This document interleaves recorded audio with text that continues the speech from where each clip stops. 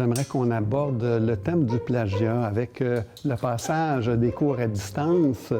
J'entends beaucoup de professeurs qui ont peur que leurs étudiants plagient et qui utilisent une diversité de formes d'évaluation sommative, souvent les questionnaires à choix multiples et plus particulièrement à choix multiples corrigés automatiquement. Alors, que penses-tu de cette pratique dans un contexte de cours à distance? Oui, parce que pour l'évaluation formative, c'est un moyen fantastique de sauver du temps, en particulier si les groupes sont très grands.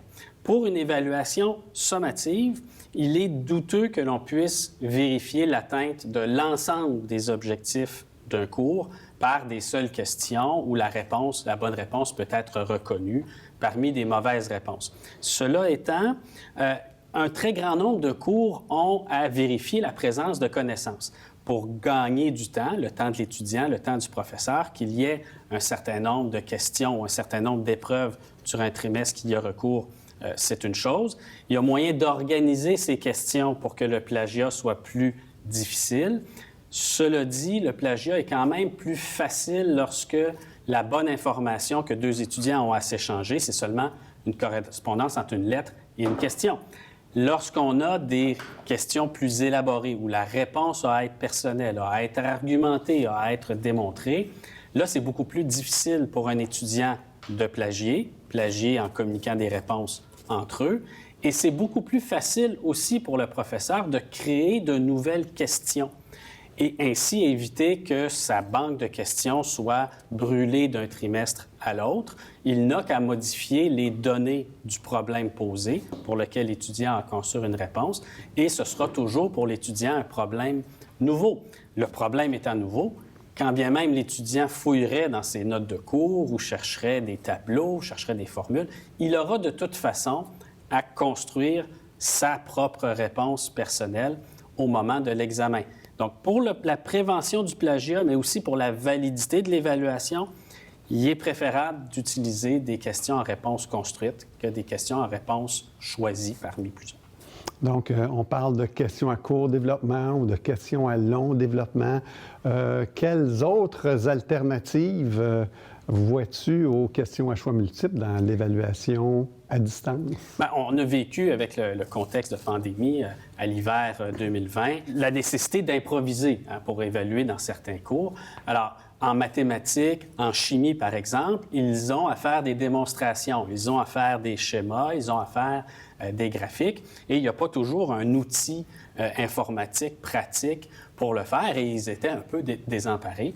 Mais on a finalement, quand on y pense, tous les moyens à notre disposition pour prendre une feuille de papier, dessiner la démonstration mathématique ou même faire le graphique, dessiner les molécules et simplement la prendre en photo et l'envoyer dans l'environnement numérique d'apprentissage. Et donc, même avec des moyens un peu artisanaux, en conjuguant avec un environnement numérique d'apprentissage, il n'y a pas vraiment de limite à ce qu'on peut faire pour démontrer des compétences des étudiants. Et là, je ne rentre pas dans les entrevues ou les prestations, les performances qui pourraient être captées par vidéo, mais on peut penser à des éléments comme ceux-là également.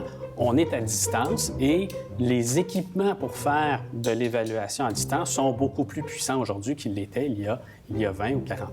J'allais le mentionner aussi qu'il y aurait peut-être la possibilité de faire passer une entrevue à un étudiant, avoir une discussion, qu'il fasse une présentation en classe, voir qu'il s'enregistre en vidéo en train d'exécuter une tâche, peut-être même avec un protocole de pensée à haute voix.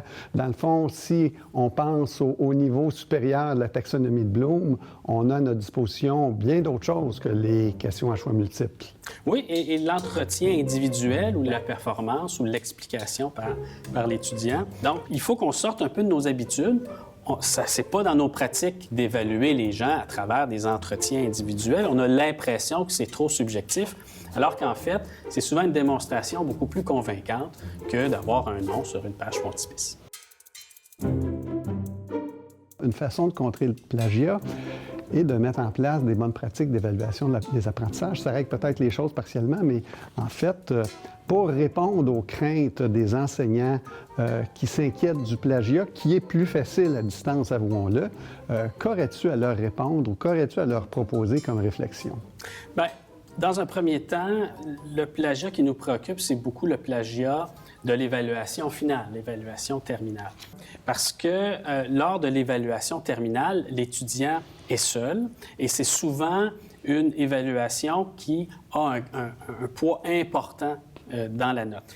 Ce qui fait que ça pose, oui, un souci, mais la première étape, c'est de mettre en perspective cette évaluation finale avec les autres évaluations. Et là, on va avoir le luxe de penser à un trimestre sans avoir à gérer l'urgence. Peut-être que l'évaluation finale, il faut la dédramatiser. Peut-être qu'il faut qu'elle soit une formalité.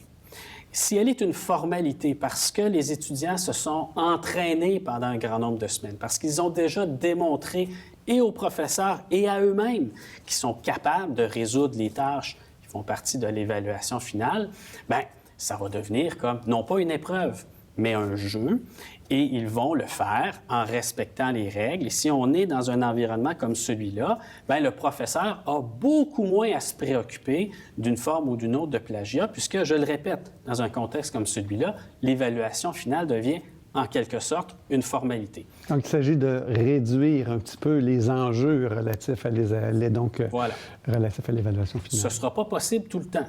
Il y a des cours où le résultat de l'évaluation est crucial pour la réussite du programme, pour l'obtention d'un droit de pratique, pour l'admission à un programme d'études supérieures, etc. Donc, il y a des cours pour lesquels l'enjeu de l'évaluation est beaucoup plus élevé. Et là, on est obligé de réfléchir à deux types de solutions.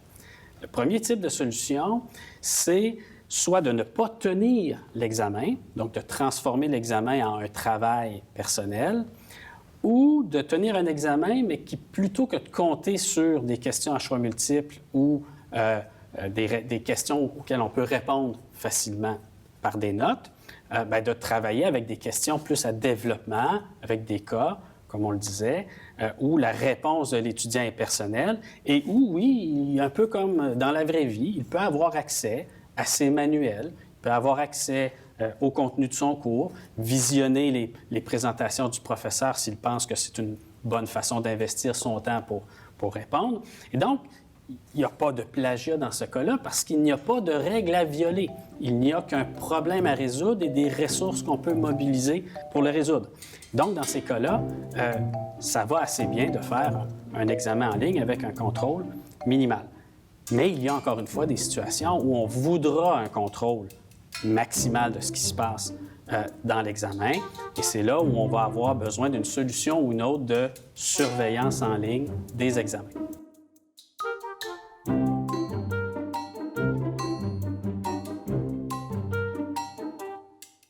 Avantages, risques, désavantages des solutions de proctoring ou de surveillance en ligne des examens? Donc, le proctoring consiste la plupart du temps en l'enregistrement de ce qui se passe sur l'écran de l'étudiant et l'enregistrement de ce qui se passe dans la pièce où l'étudiant fait le travail, donc par la voie du micro et par la voie de la webcam. Donc, ceci permet de, par exemple, contrôler quelles ressources l'étudiant utilise pour résoudre le problème. Est-ce qu'il surfe sur le web? Est-ce qu'il navigue? Est-ce qu'il consulte l'environnement numérique d'apprentissage?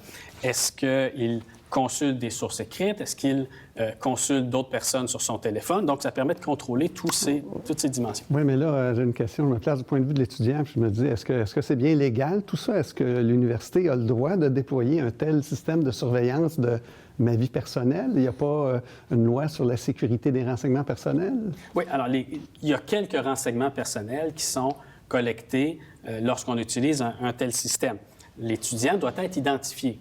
Alors, on ne peut pas demander à quelqu'un d'aller passer l'examen à sa place. Donc, il y a une prise de photo, il y a une carte d'identité qui est demandée pour valider que la personne est bien celle qu'elle prétend être. Et à ce moment-là, l'examen démarre.